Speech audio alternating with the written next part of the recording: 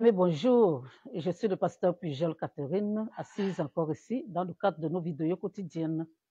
Oui, bien-aimés, aujourd'hui, je vais parler d'un thème que nous rencontrons dans nos couples ou alors autour de nous où nos amis peuvent avoir ce problème-là. Et le thème, c'est quoi? C'est peut-on parler du viol dans un couple? Oui, bien-aimé, on peut parler, moi, mon humble avis. On peut parler du viol dans un couple. Pourquoi? Parce que qu'est-ce qu'on appelle même, qu'est-ce qu'on appelle de manière générale le viol?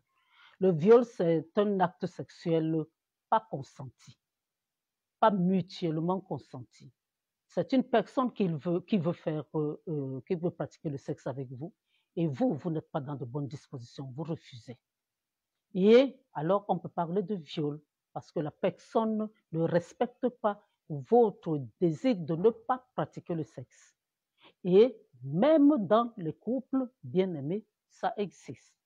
Bon, j'ai mes enfants, ceux qui travaillent avec moi, qui me disent que, ben oui, mais n'est-ce pas que Dieu a dit que le corps de l'homme ou le corps de la femme appartient vice-versa à l'autre, c'est-à-dire que le corps de l'homme appartient à la femme, le corps de la femme appartient à l'homme. Oui, bien-aimé, ça c'est vrai, ce que Dieu a dit. Mais maintenant, revenons maintenant au fait que les hommes ne savent pas garder leurs femmes. Ils ne savent pas valoriser leurs femmes. Donc, ceci m'amène seulement à parler du côté de la femme qui refuse de pratiquer l'acte sexuel avec l'homme. C'est quoi la femme? La femme, elle a été là, Dieu l'a créée comme cadeau à l'homme. L'a mise entre les mains de l'homme comme un cadeau, comme une offrande. Donc, alors, bien aimé, Dieu lui-même a valorisé la femme. Dieu lui-même a aimé l'homme pour lui offrir une femme. Alors, la femme n'est pas compliquée. Il faut lui parler gentiment, il faut la flatter, ça coûte 0 franc. De dire à votre femme qu'elle est belle, que de tout le monde entier, il n'y a aucune autre femme aussi belle qu'elle.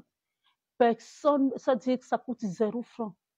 Si vous avez même heurté sa sensibilité, ça peut aussi arriver que vous ayez tort. Mais est-ce qu'il vous est déjà arrivé de demander pardon à votre femme?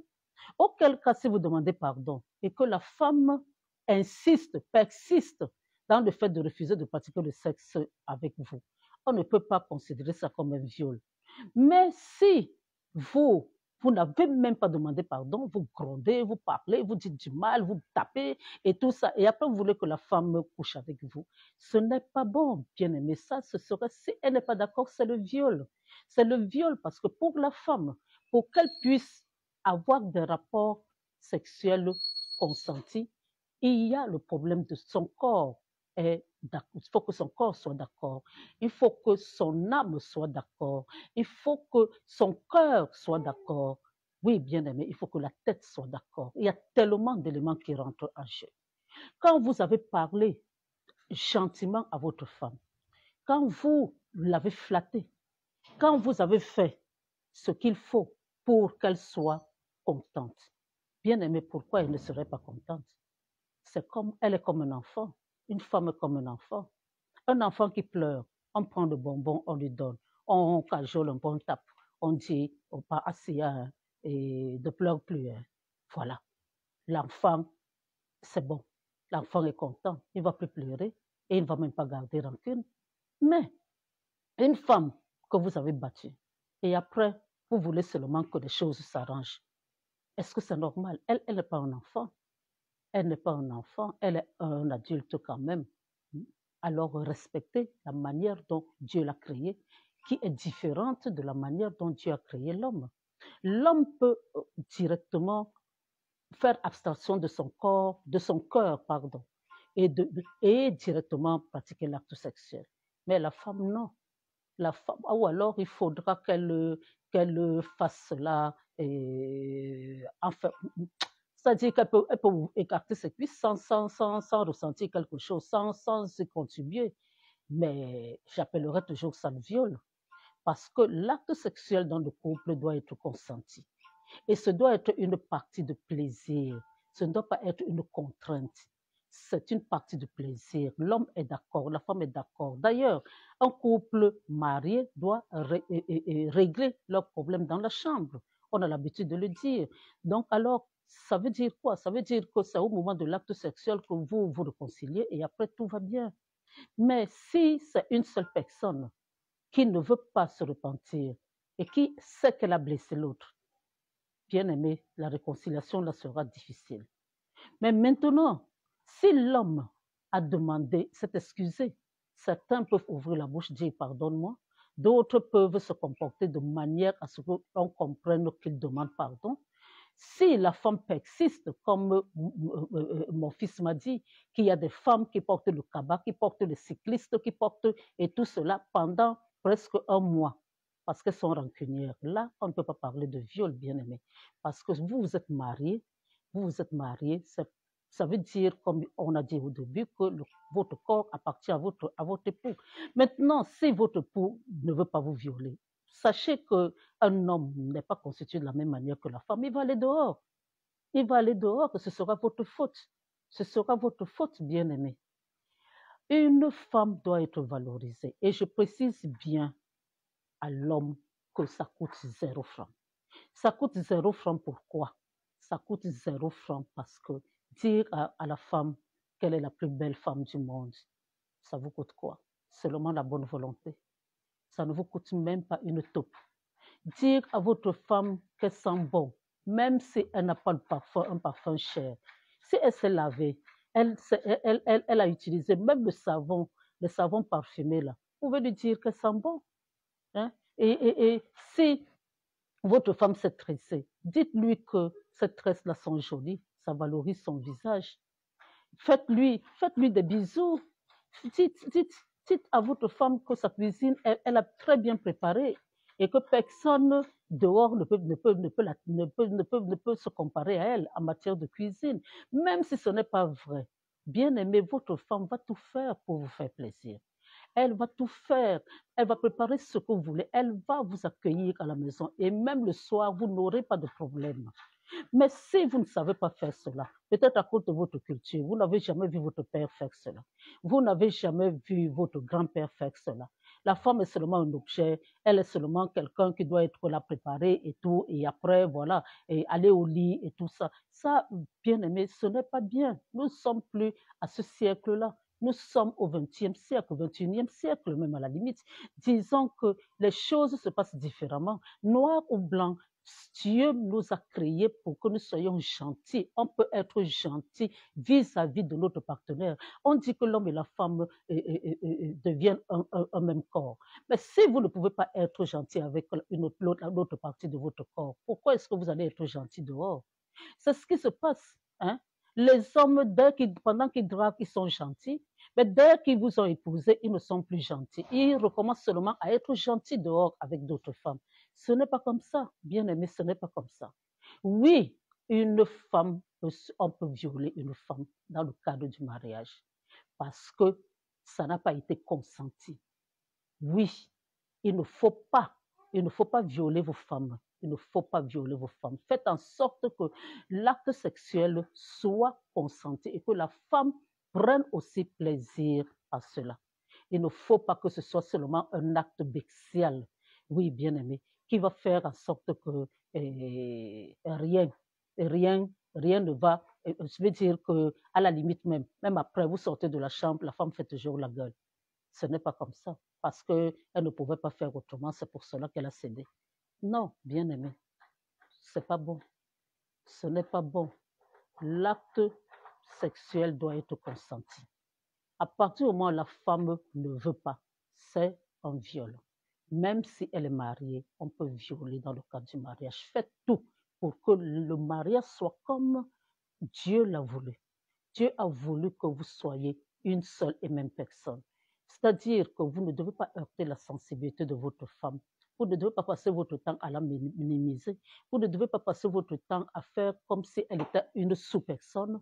Vous ne devez pas faire en sorte qu'elle se sente rabaissée. Hein? Vous ne devez pas faire, certains arrivent même à rabaisser leur femme devant d'autres femmes. Hein, bien-aimé, est-ce que c'est normal?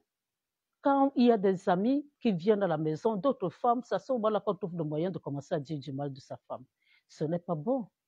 Ce n'est pas bon. Ça dévalorise la femme. Ça dévalorise. Et puis, ce n'est pas, vous ne lui rendez pas service en couchant avec elle. C'est un devoir, mais un devoir qu'elle doit accepter. Un devoir qu'elle doit accepter. Et là, je parle de ceux qui dévalorisent pour montrer que la femme n'est rien et c'est les autres du dehors qui sont bien. Et après, maintenant, ils vont venir dans la chambre, ils vont vouloir. Ça, ce n'est pas bon. Ça ne se fait pas. Ça ne se fait pas. Même Dieu ne peut pas être d'accord. Il ne peut pas être d'accord, bien-aimé. Vous savez que Dieu a beaucoup aimé Léa par rapport à Rachel, que Jacob aimait. Pourquoi? Parce que Léa était dévalorisée. Léa n'était pas aimée.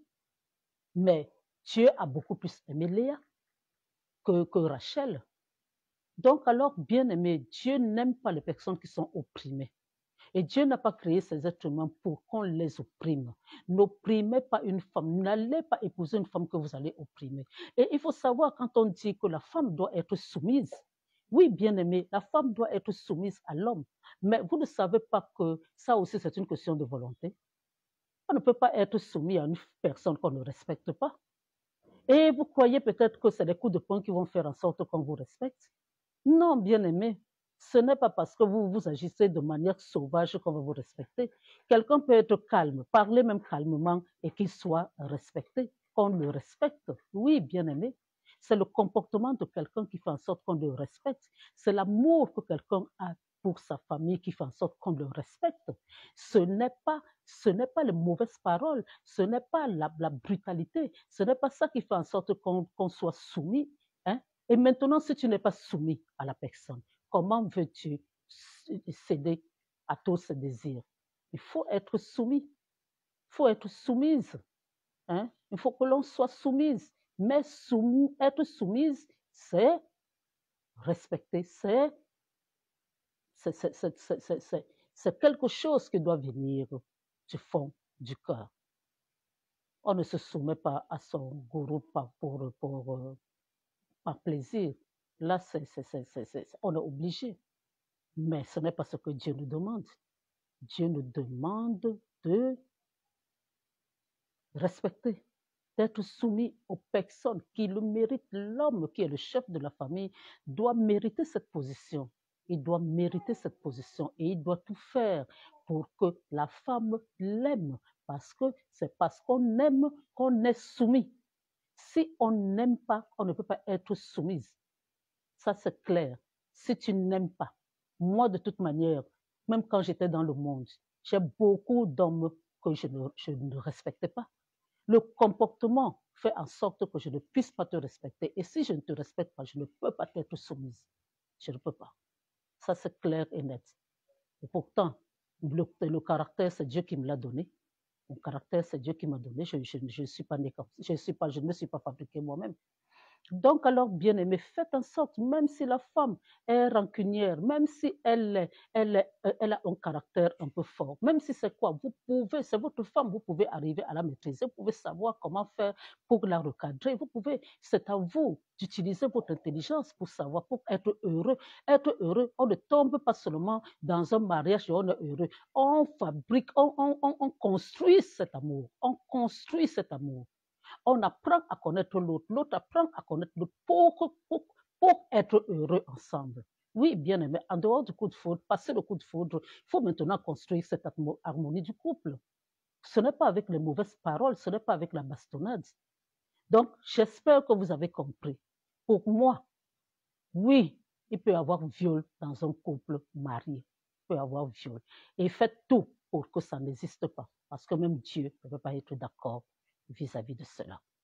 Voilà, c'était le pasteur Pujol Catherine. Et j'espère très bien que vous avez aimé et que le thème vous a plu. Voilà, j'espère qu'on se verra encore demain si Dieu le veut bien. Et je vous bénis de toutes sortes de bénédictions. N'oubliez pas que tout passe par Jésus dans vos vies. Tout passe par Jésus. Si vous n'avez pas Jésus, vous n'avez rien. Vous êtes venu sur la terre pour rien. pour avoir Jésus. Il faut l'accepter comme Seigneur et Sauveur. Il faut lui demander de vous donner son Esprit Saint. C'est Jésus qui est la vie. C'est Jésus qui est le salut. C'est Jésus qui est le bonheur. C'est Jésus qui est tout ce dont nous avons besoin sur cette terre. Amen.